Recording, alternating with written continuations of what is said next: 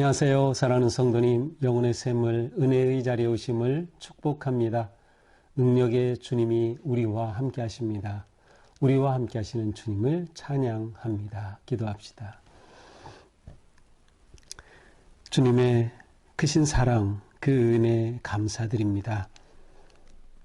주님의 은혜가 아니면 저희들은 소망도 없이 죽음과 절망의 길을 갈 수밖에 없었지만 주님의 그 사랑과 그리스도의 그 놀라운 십자가의 대속의 은혜를 힘입어 이렇게 전국의 소망과 성령의 능력과 거룩한 믿음과 구원의 길을 걷게 하여 주시니 감사합니다.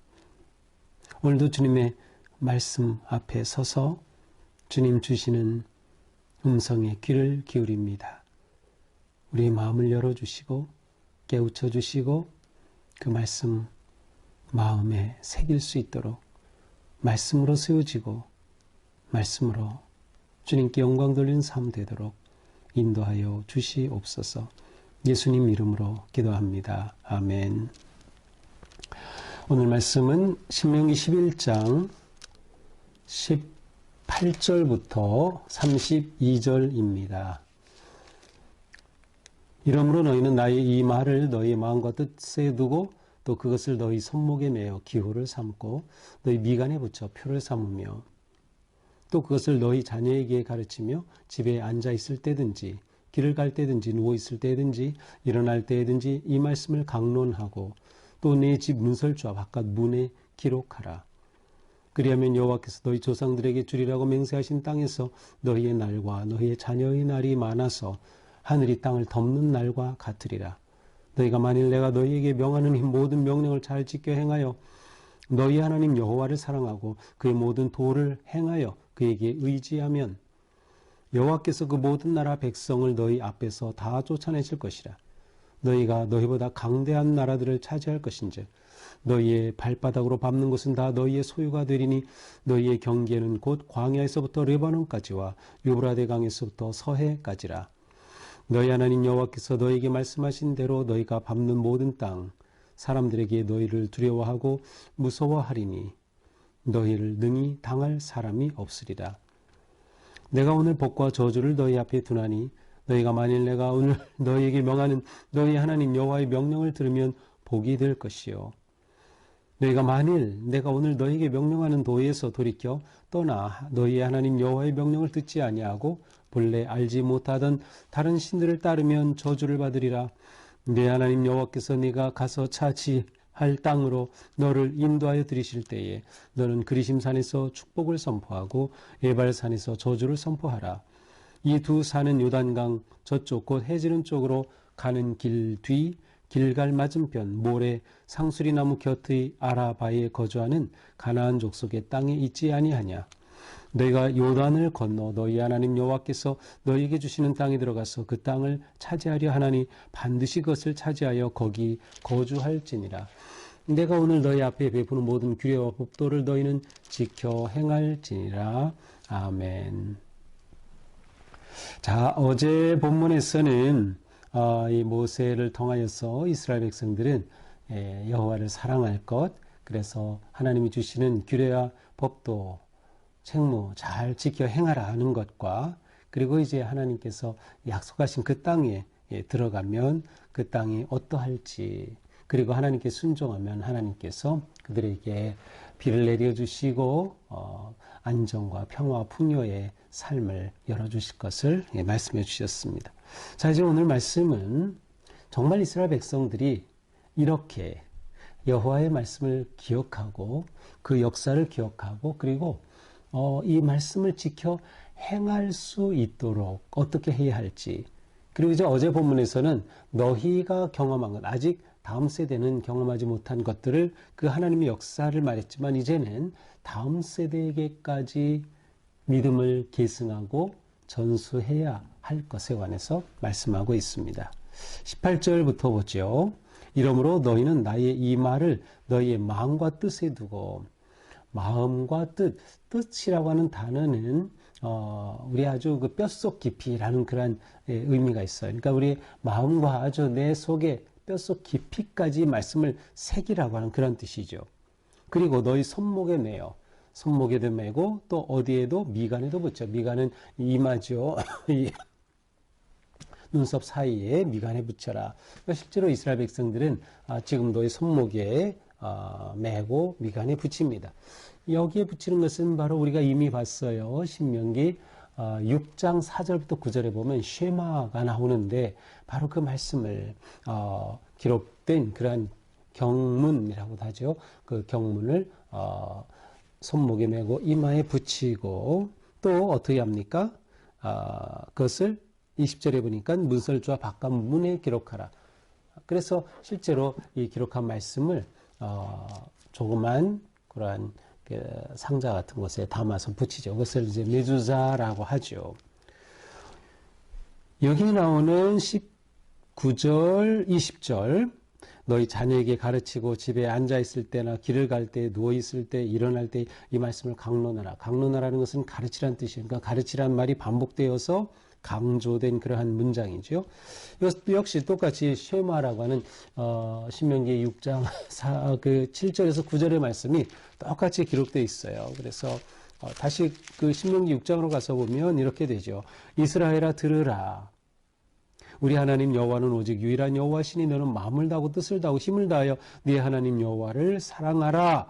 바로 이 말씀이 여기에 기록되어 있어요. 그래서 이마에 손목에 또 메두자 문에 이렇게 붙이게 되어 있죠. 그리고 그 뒤에 보니까 똑같아요.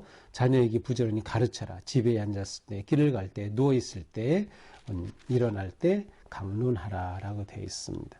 자, 이것은 이스라엘 백성들이 하나님의 특별한 사랑과 은혜를 입은 백성으로 가나안 땅에 들어가서 살아갈 때 자녀들에게 지금 이스라엘 백성들이 모세를 통하여 똑같이 말씀을 받고 또 그 말씀대로 순종하며 살아야 하듯이 자녀들에게도 전수하고 가르쳐야 한다. 그리고 실제로 가르치고 그래서 그들이 기억하고 행할 수 있도록 하나님께서는 구체적인 이러한 방법을 가르쳐 주시는 겁니다. 하나님의 말씀을 내 것으로 삼을 수 있고 마음에 새길 수 있도록. 그래서 매일 집을 드나들면서 집 문에 있는 그 메두자에 있는 그 말씀을 입으로 입 맞추거나 손으로 대면서 또 이마에 있는 또 손목에 맨 그 말씀을 기억하면서 말씀의 백성으로 순종함으로써 하나님의 이 큰 사랑과 은혜를 누리는 그러한 길을 가르쳐 주는 것이죠. 자, 이렇게 하면 어떻게 됩니까? 21절. 그리하면 하나님께서 너희 조상들에게 주리라고 맹세하신 그 땅, 그 약속의 땅, 가나안 땅에서 너희의 자녀의 날이 많아서 하늘이 땅을 덮는 날과 같으리라.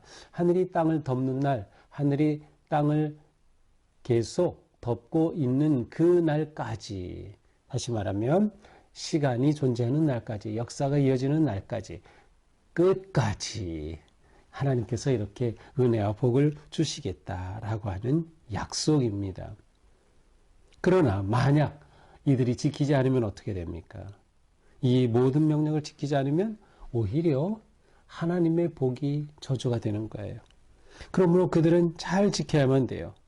만약 지키지 않으면 23절 너희 백성을 모든 나라 백성을 너희 앞에서 다 하나님께서는 쫓아내시지만 그렇지 않으면 그들은 오히려 하나님 앞에 저주받은 백성으로 전락할 수밖에 없는 거예요.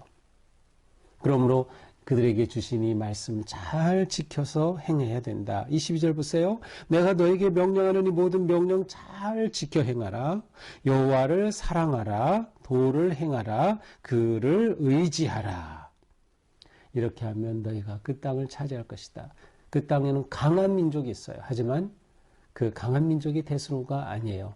하나님이 그들을 치실 것이기 때문에 그 땅을 주셨으니 너희는 차지하라. 바로 이렇게 되는 것이죠. 하나님이 쫓아내시면 그들은 차지하면 되는 겁니다. 중요한 건 뭐예요? 하나님의 계명을 지켜 행하는 것, 하나님을 사랑하는 것, 그렇게 하나님을 의지하는 것입니다. 자, 그들이 이렇게 될 때는 어떻게 돼요? 밟는 땅 다 그들의 것이 된다는 겁니다. 그러면서 24절 5절에 보니까 하나님께서 약속해 주시는 땅이 굉장히 확대됐어요. 단지 요단 건너 가나안 땅만이 아니라 저 북쪽까지, 광야의 숲도 레바논까지, 유브라데 또 서해까지 이렇게 그 경계가 완전히 확장이 됩니다. 굉장히 넓은 그러한 경계죠. 유브라데이면은 이라크까지 올라가는 것인데 거기에서 지중해 끝까지 또 레바논까지 이렇게 모든 그 지역을 주시겠다는 거예요. 실제로 이스라엘 역사에서 보면 다윗과 솔로몬 시대에 그와 비슷한 그런 영토를 차지했었음을 우리가 볼 수 있습니다. 그러니 그들을 당할 자들이 없는 것이죠. 그러면서 하나님께서는 모세를 통하여 말씀해요. 내가 오늘 복과 저주를 너희 앞에 두겠다. 복과 저주를 둔다. 놀랍게도 딱 복을 준다가 아니고 복과 저주예요. 사실은 같은 말씀인데 그것을 지키면 복이 되고 지키지 않으면 저주가 되는 거예요. 하나님의 말씀을 청종하느냐가 그들에게 복이냐 저주냐가 결정이 되는 것이죠. 여호와의 명령을 들으면 복이 될 것이요 듣지 아니하면 그래서 다른 신을 따르면 저주를 받을 것이다.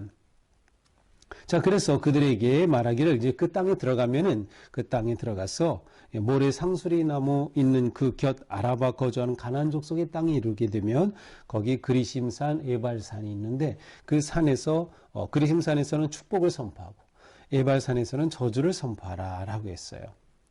그리심산은 남쪽에 있는 산이고요. 에발산은 좀 북쪽에 있어요. 서로 마주보고 있어요.